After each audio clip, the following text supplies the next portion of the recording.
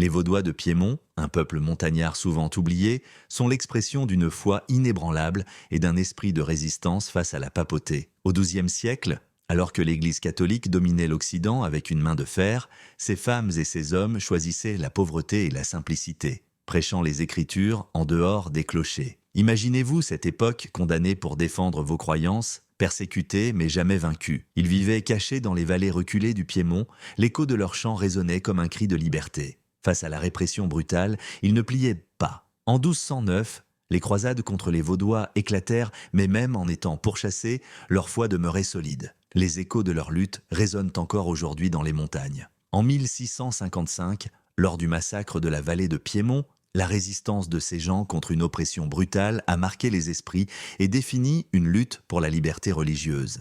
Leurs mouvements de résistance ont laissé des traces indélébiles dans l'histoire. Mais qui se souvient vraiment d'eux aujourd'hui ? Comment leur héritage continue-t-il d'influencer notre compréhension de la tolérance religieuse et de la résistance ? Alors que nous cherchons des réponses à ces questions, sont-ils vraiment oubliés ou vivent-ils encore à travers ceux qui défendent la liberté religieuse ? Restons sur nos gardes car l'histoire des Vaudois n'est pas juste une leçon du passé, c'est un appel à vivre pleinement notre foi et notre liberté en Christ.